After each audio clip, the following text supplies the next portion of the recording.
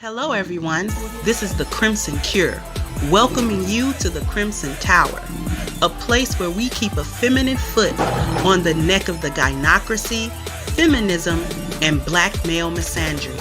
So go ahead, pull up a chair, stay a while, and listen.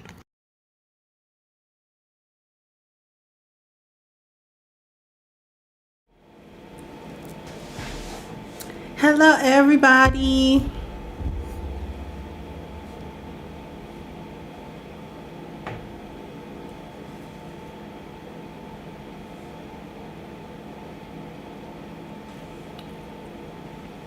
How's everybody doing today? I know it's a Monday, but we're going to try to act like it's not. We're going to try to act like it's not Monday. Hey, Malika.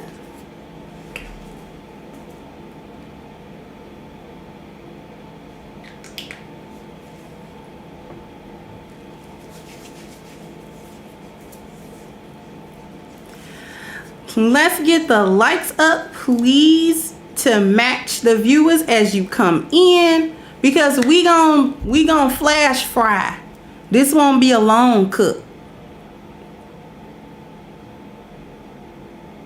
Hey, MLI.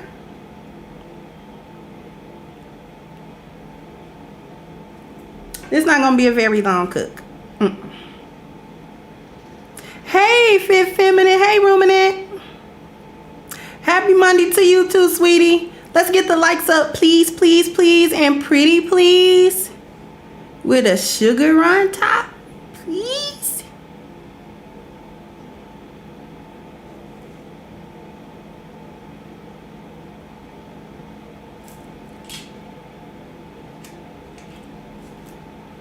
Hey, Father's Time.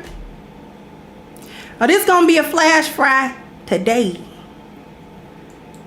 in commemoration of me wanting fried fish that I cannot have because of the carbs. But once I get to a specific milestone, I'm gonna have wings with mild sauce, French fries, and a steak burger. I got it all planned out. How I'm gonna cheat the diet when I get to a particular milestone.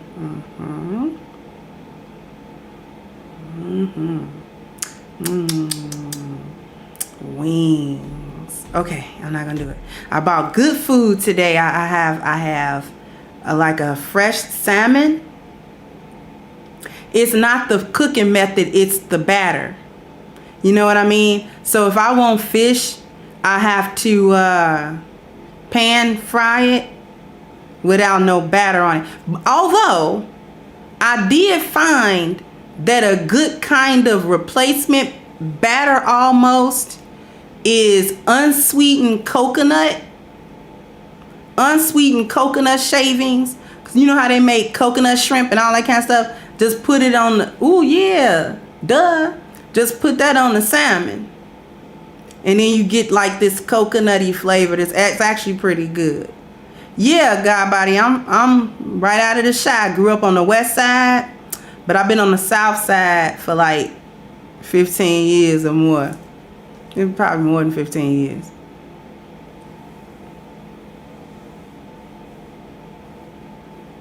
Although I do want an air fryer. I don't know what I'm gonna fry, but I want one of them bad boys. Are you off the south side, west or east? You west or east?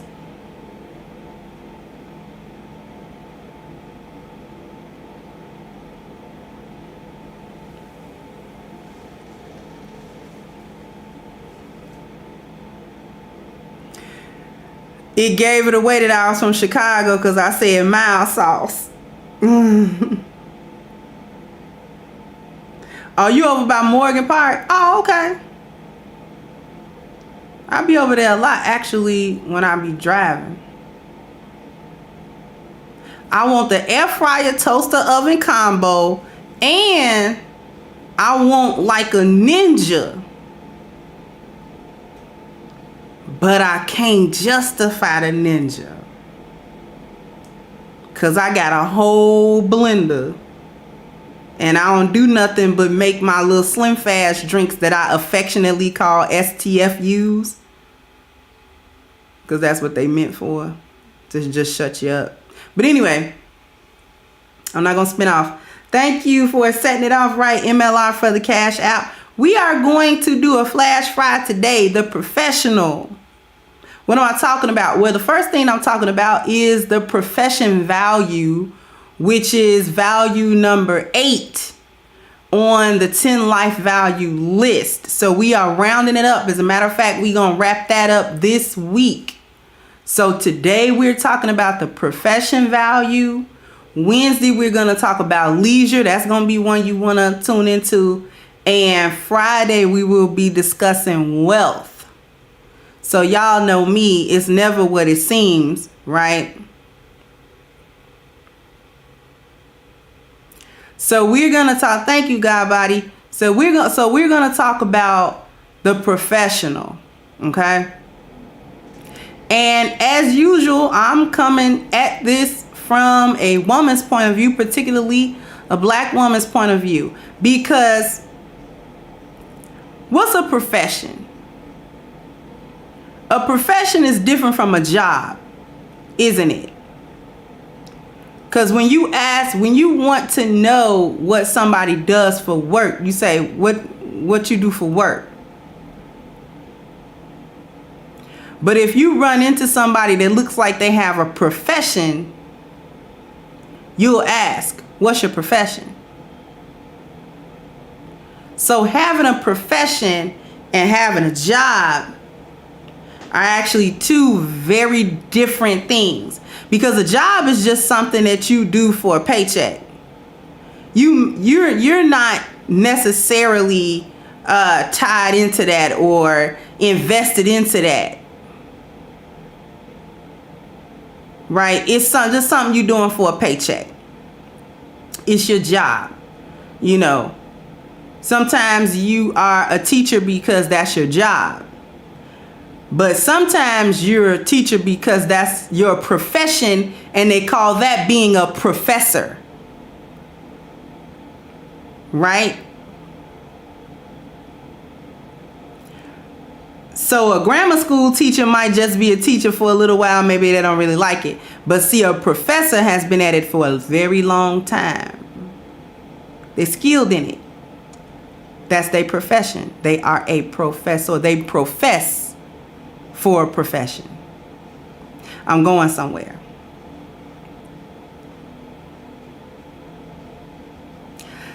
God body said a profession is something that you are highly skilled in. I agree. Your profession is something that you are highly skilled. Not only are you highly skilled, you have honed that skill. You have perfected a skill or set of skills. If you become a dentist, that is your profession. You are or have honed the skill or the skill set having to do with orthodontics. To such a degree that when somebody opens their mouth without any x-ray or anything, you could say you probably got about 3 or 4 cavities. And I can see the signs of gingivitis in your mouth. See, a dentist that is a professional, then that's their profession. See, they've honed those skills. My father's profession was basically a mechanical engineer. He could look at almost anything mechanical and spot the problem and the potential. Thank you, C. Douglas. Long time no see. Peace to you as well. So now let's take a look at what have black women professed. What skill set have we honed and perfected? Let's first talk about the actual paper chase.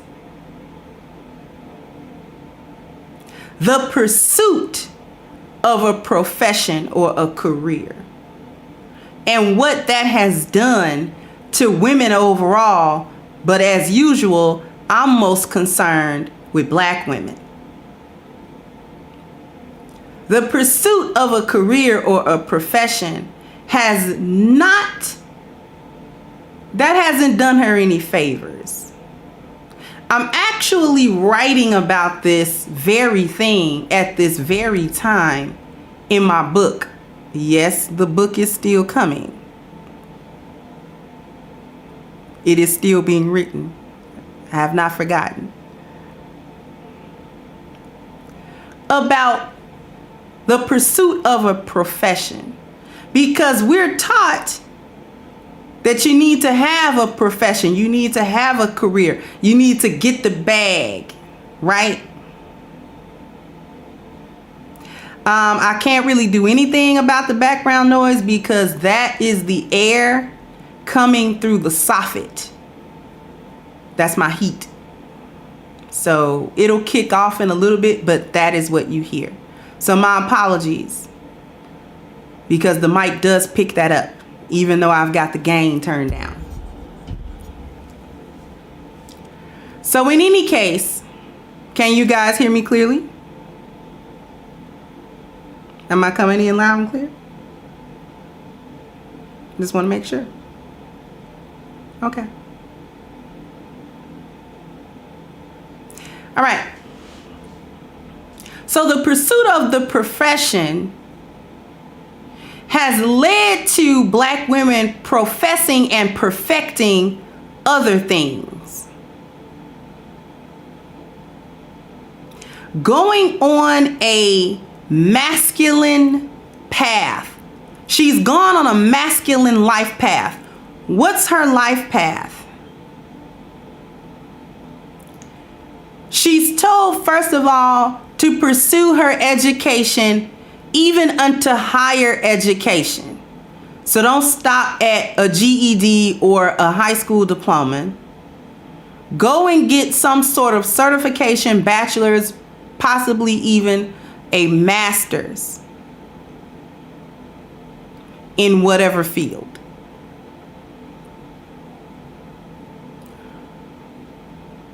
The purpose of doing this is to be able to procure monetary wealth. So the profession and the wealth value are usually tied. Leisure comes in between that, but we'll get to that later. So the purpose of her going into all of this education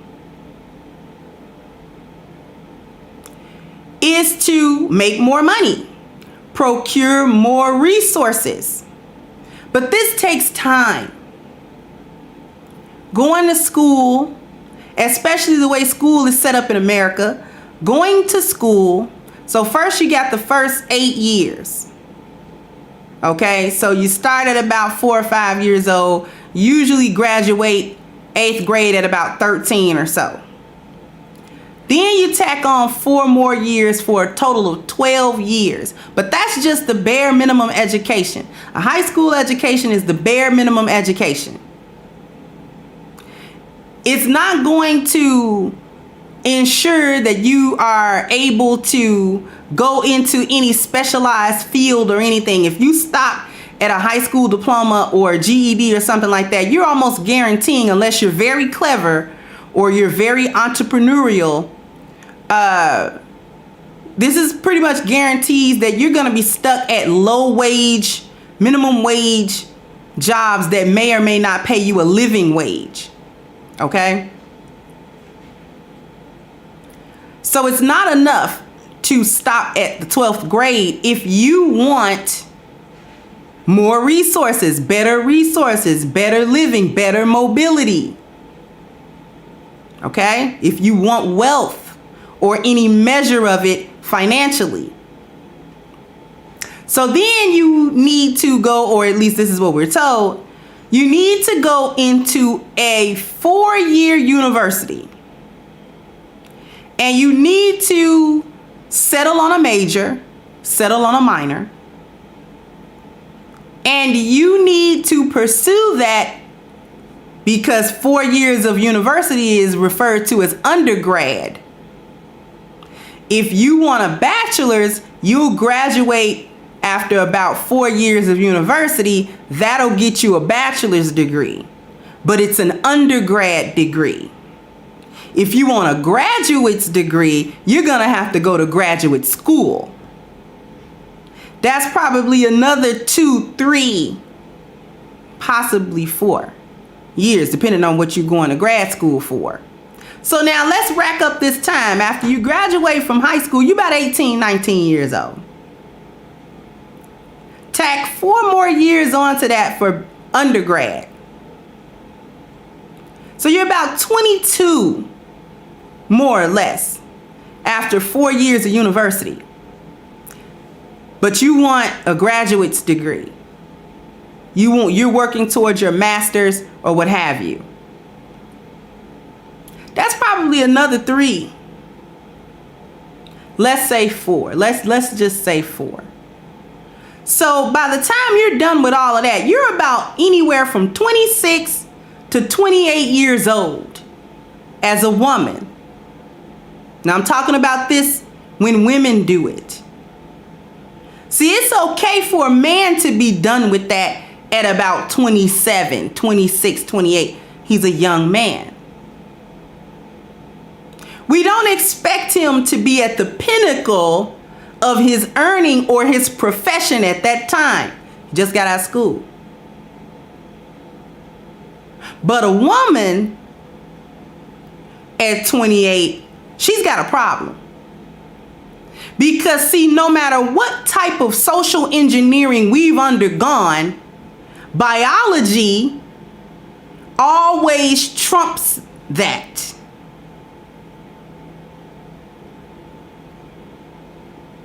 Biology trumps it. What am I talking about? Women have a biological clock. For what? What's the clock for? Her fertility. That's number 1. What is she prized for in terms of being a wife, being chosen to be a wife? She's prized for 3 things primarily: her youth, her beauty, her fertility. But she spent her best, youthful, most beautiful, most fertile years in school, not getting married. Because she was told, don't let boys be a distraction from the pursuit of your education, which you are doing in pursuit of a profession. But you're not going to sit on it either. So, she messing with this guy, that guy. Maybe she had a boyfriend, maybe she didn't, whatever.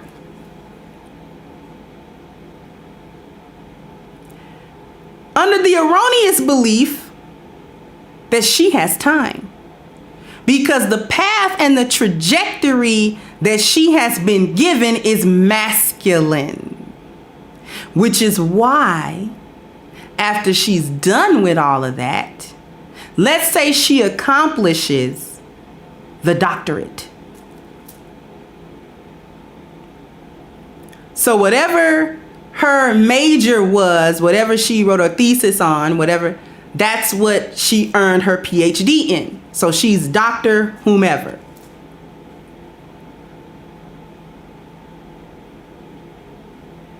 That's an achievement, isn't it?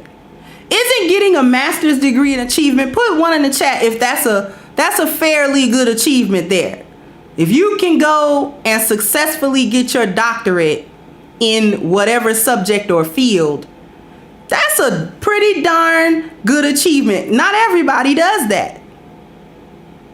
Everybody can't do that. Everybody not gonna do it. Everybody not fit to do it. Everybody doesn't have what it takes to do that. It takes a lot of dedication, a lot of time, a lot of effort. Okay? So we got a woman that completes this journey. Is it any wonder she's masculine at the end of that?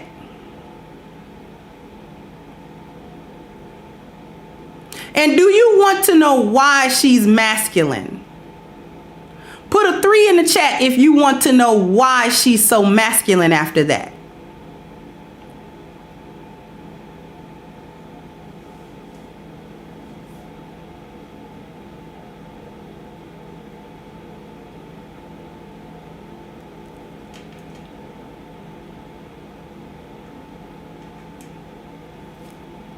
The reason she's so masculine after that is because that is a masculine achievement. That's something you stick out your chest about, because now you're in better position to procure more resources. That is masculine. That is not feminine, because men do not prize women for how much resources they can bring to them. Biology, in this case, trumps environment. It also trumps culture, because it is in that order: biology, culture, environment. Biology is the base that dictates culture. Culture dictates environment. But the biology cannot be trumped, because it is the foundation, it's the base. It's not subjective, it's objective. This isn't anything that somebody can come and say, well, the biology is not like this, it's like that. And, 100 years ago, we thought that the nature of men and women was this way and that. No. It is what it is. It'll always be. As long as we're Homo sapiens, it'll be this way.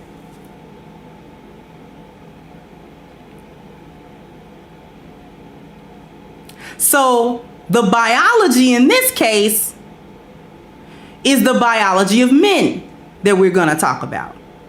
Because men prize women for certain things, and they've always prized women for certain things.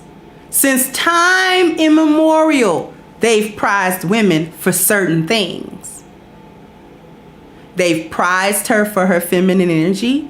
They've prized her for her youth. They've certainly prized her for her beauty. They've prized her for her fertility. They've prized her for her submissiveness. They've prized her for things within her feminine wheelhouse. They have not prized women, not in mass. They have not prized women for her wealth or for how much wealth she can accumulate. And the reason why men don't prize women for this is because of the biology of women.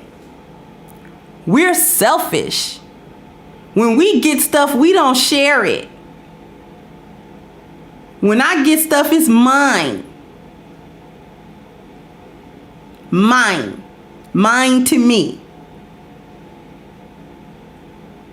Yep.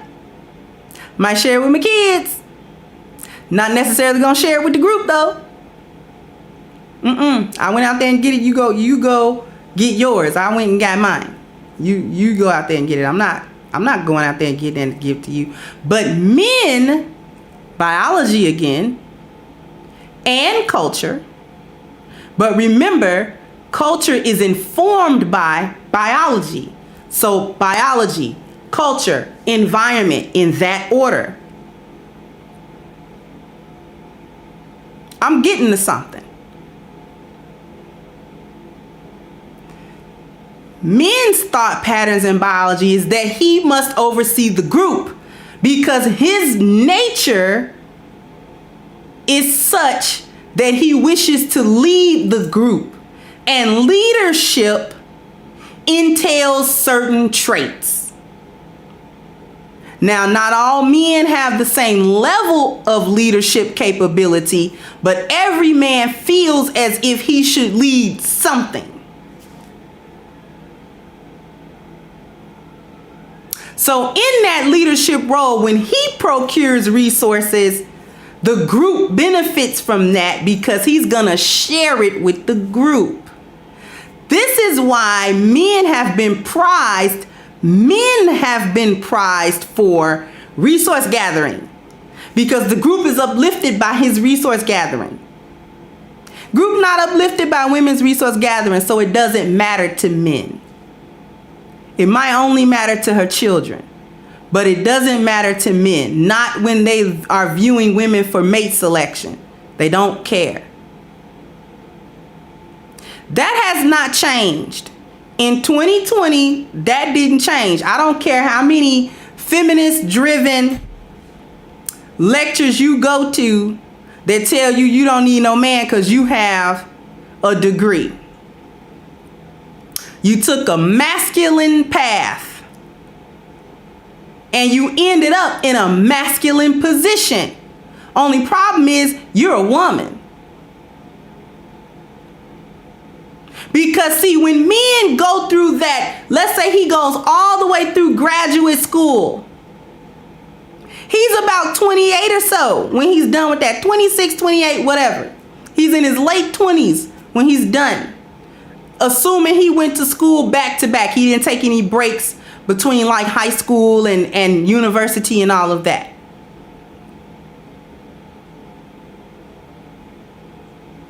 He's in a particular position, but it's okay for him because he's not prized for his youth and beauty. He's prized for his leadership ability, which he probably learned. He either went through that or he went through a military or he went through likely some organized institution to get this stuff from. He has spent his teen and the majority of his 20s setting up the foundation of his manhood so that in his 30s and 40s, he is a highly desirable man. And because his earning potential and his pursuit of a profession has a tendency to bear fruit around that time, 40s, sometimes 30s, sometimes 50s.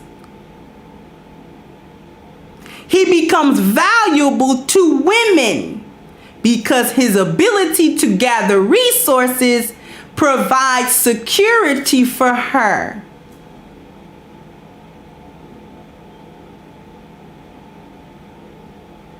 Women are in trouble in that trajectory because she's about the same age too when she gets out, but biological clock. Let's say she gets out of graduate school. Let's say she don't even think about marriage then. She wants to pursue the career for which she gathered her and worked hard for her doctorate. Okay? Let's say she still doesn't want to get married. Still in a masculine mind state, thinking she has time for all of this, right? So then she pursues her career after that. She pursues her profession.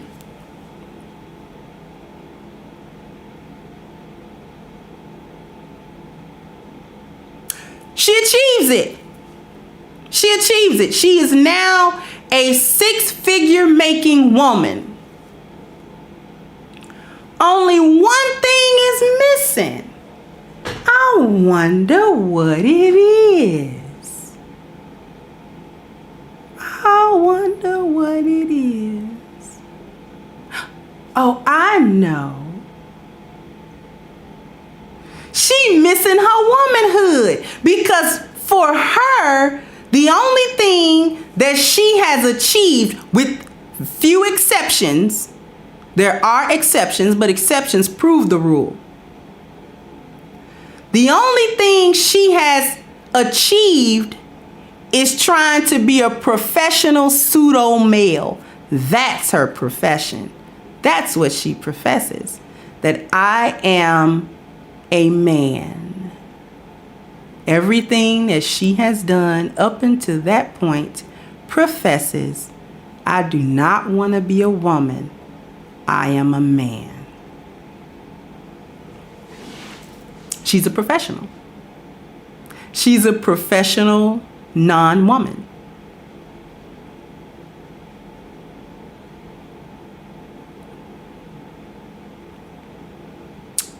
She has honed the skill of ignoring her femininity.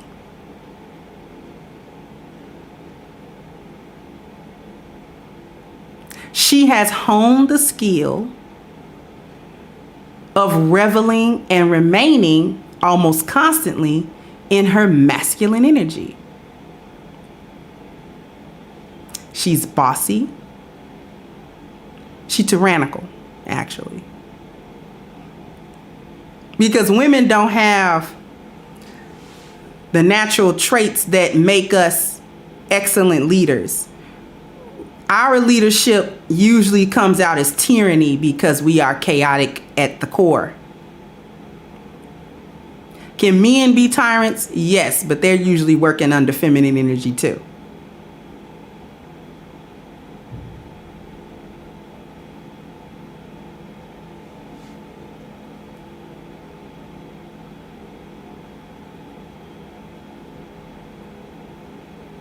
She's a professional.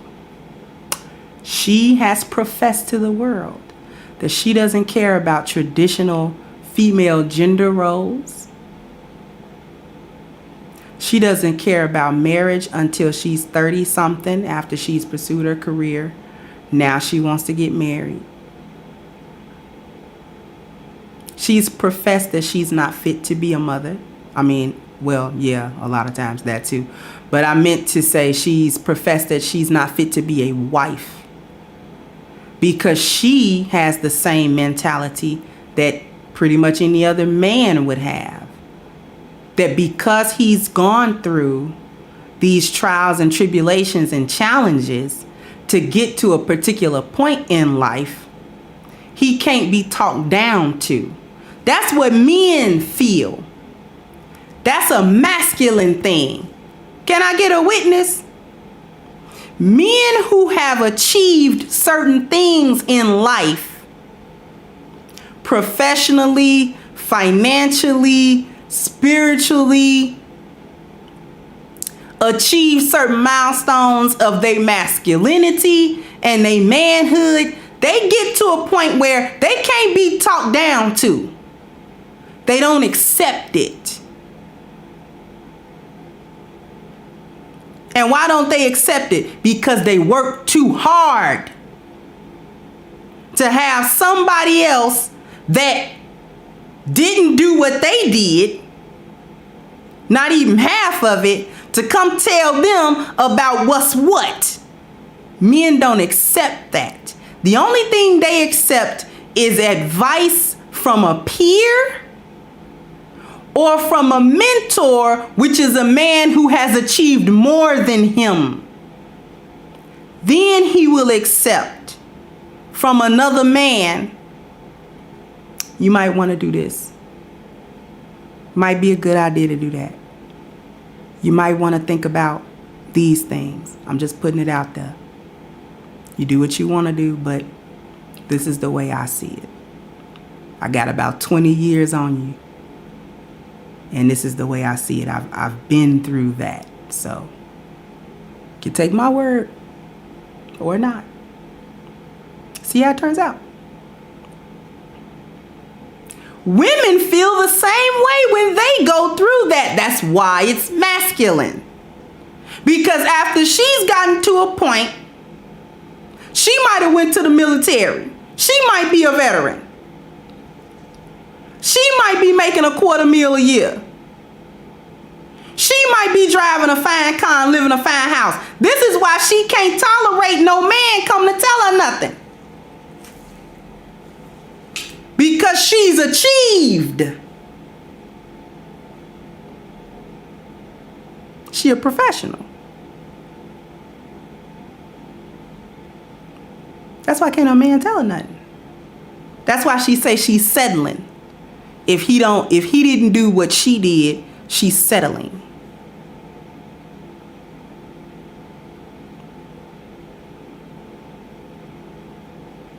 Because this man is beneath her because he did not achieve the things that she did. One moment.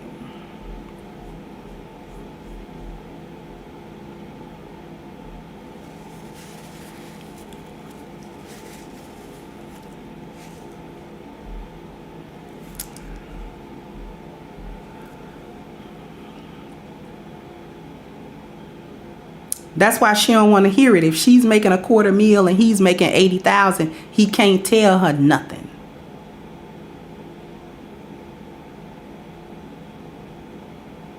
I don't even respect it. That's because she not really no man. The inside of her is not built like a man. It's built like a woman. And women at the core are selfish.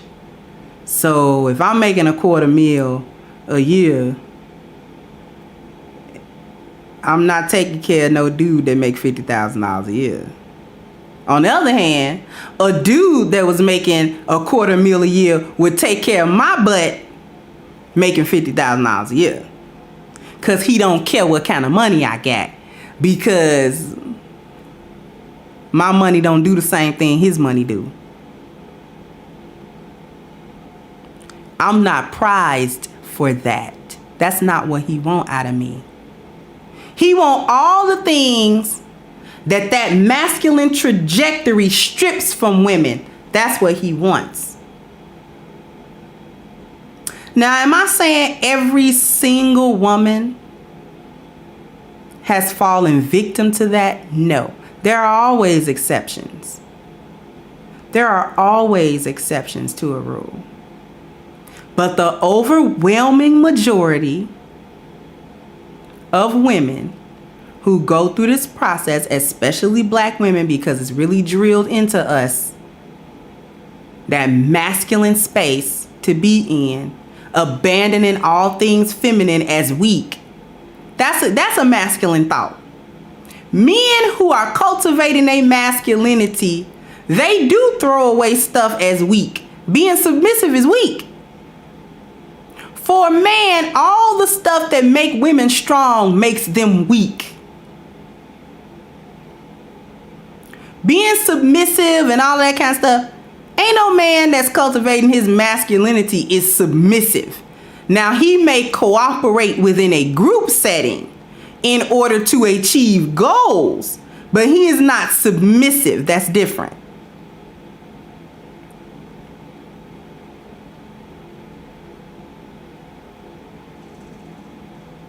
Right?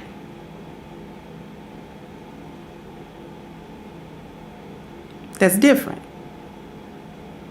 Him cooperating within a group is not submission.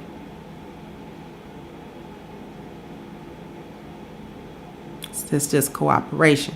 That's that partnership that all these chicks is talking about. That's what men will do. He'll partner with other men to get things done. That's what he'll do. Even in the business world, when men work together, they don't talk about it. We in a relationship and one gotta submit one, because that implies that somebody gotta submit something. No. We entered into a partnership. I got a part, you got a part. We making this deal. The deal is I supply such and such and such and such. You supply such and such and such and such. Together, we will create this outcome. That's a partnership. That's what men do together. Men and women have relationships. But notice the language. When they talk about relationships, she want a partnership, like a man. Like a man would do with another man.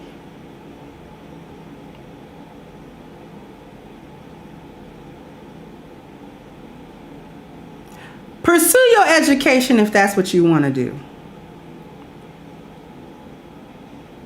I'm not anti-women learning things. I'm not anti-women going to school.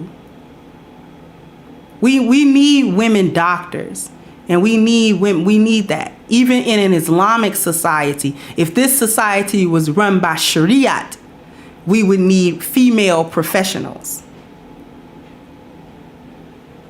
Because a Muslim brother don't want his wife going to a male gynecologist, now does he?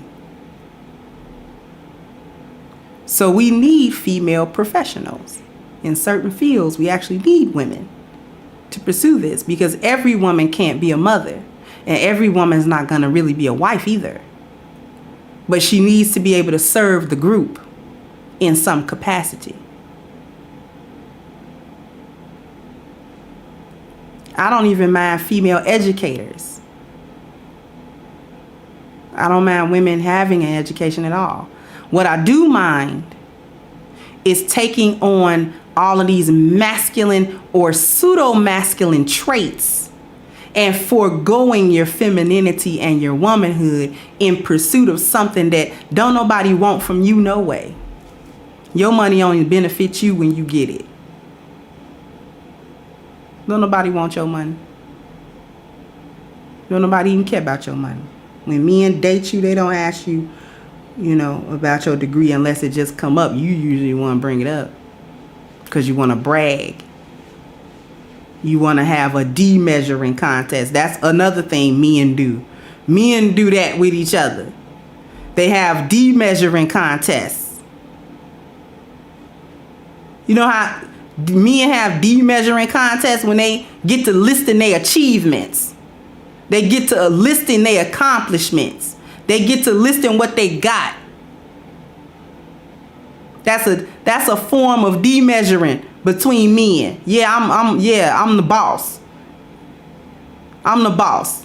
I run this, I run that. I got like 5 companies. They all successful. I'm at the top of that food chain. Me. I got a regular home. I got a summer home.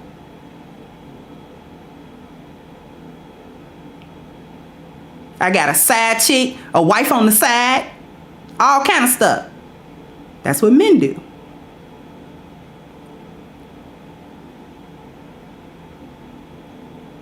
But she want to do it too at dinner that she wants you to pay for.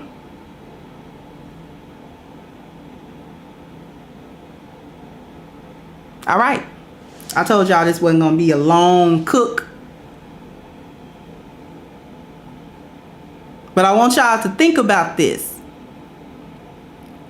A profession is not just something that you do for money. A profession is what you have professed that you're going to be about as a person. How you going to represent yourself in the group and how you're going to serve or take away from the group.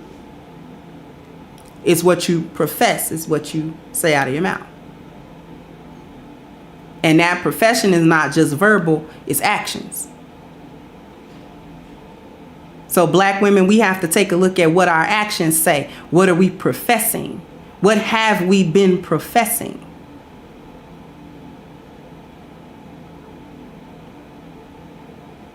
All right. All right. I want to, before I go, I don't think I had to. Oh, I said God, Body, and C. Douglas. And True Triv, thank you for the Cash App also. All right. Peace out. Hey guys, please like, share, and subscribe to the channel and hit the notification bell. And if you've got more to say on the topic, leave a comment down below. Also, don't forget to support our sponsor who so graciously supports this channel by clicking the description box and the link for A-Game at agameherbal.com. You can go ahead and get a 10% discount off of your next purchase using the code Kendra10. This has been yet another Crimson Cure production, and I'll catch you guys on the next one.